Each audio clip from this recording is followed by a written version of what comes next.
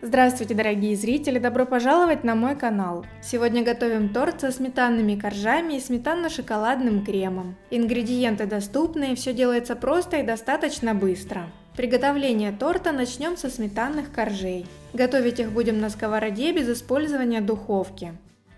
Первым делом подготовим сухие ингредиенты. В муку добавляем соду, хорошо перемешиваем и просеиваем через сито. Добавляем щепотку соли, снова перемешиваем и отставляем пока в сторону. Далее в большой удобной емкости соединяем сметану, сахар и хорошо перемешиваем. Можно оставить минут на 10, чтобы кристаллики сахара полностью растаяли в сметане, а затем нужно снова хорошенько перемешать. Когда весь сахар растворился, частями добавляем сухие ингредиенты и тщательно перемешиваем.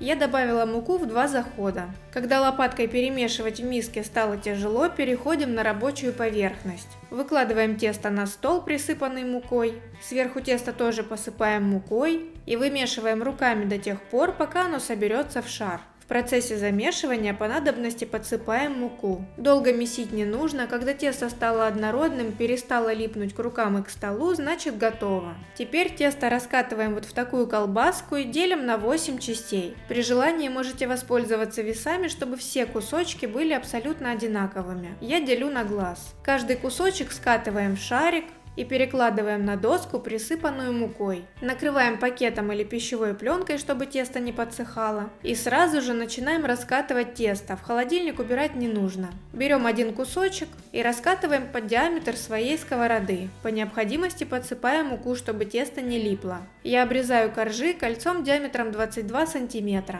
Все обрезки собираем и убираем под пленку к остальному тесту, чтобы они не сохли.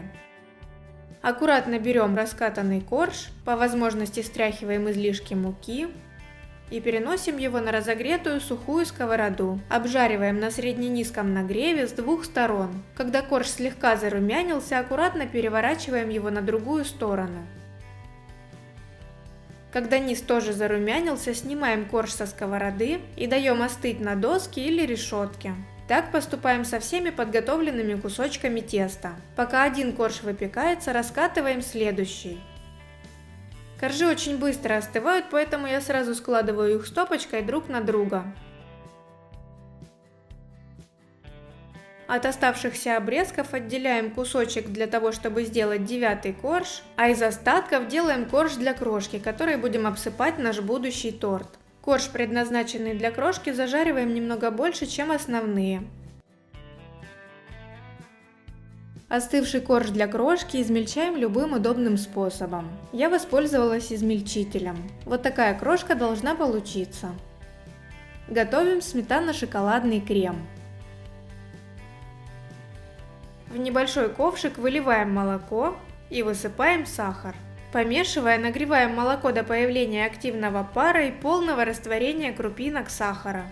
Теперь горячим молоком с сахаром заливаем шоколад и даем так постоять секунд 30, чтобы шоколад начал таять. Можно использовать обычный шоколад в плитке, просто предварительно порубите его ножом на небольшие кусочки. Главное, чтобы шоколад был качественным. Когда шоколад подтаял, перемешиваем до однородности и гладкости. Сначала смесь будет расслаиваться. Продолжаем перемешивать, и в процессе перемешивания она станет вот такой глянцевой и однородной. Теперь добавляем сливочное масло комнатной температуры. Его желательно предварительно нарезать на небольшие кусочки. Тщательно перемешиваем и даем шоколадной смеси остыть до комнатной температуры или охлаждаем в холодильнике. Теперь нужно объединить сметану и остывшую шоколадную смесь. Сметана у меня холодная. Объединяем обе массы в большой удобной емкости.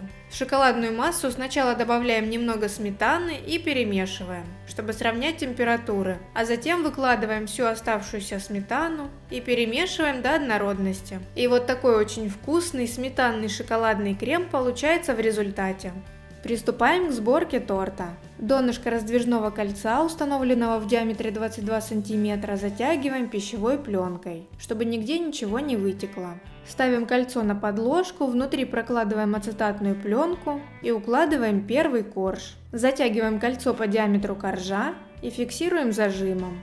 Собираем торт, чередуя коржи и крем. Толщина крема приблизительно равна толщине коржа. И таким образом собираем весь торт.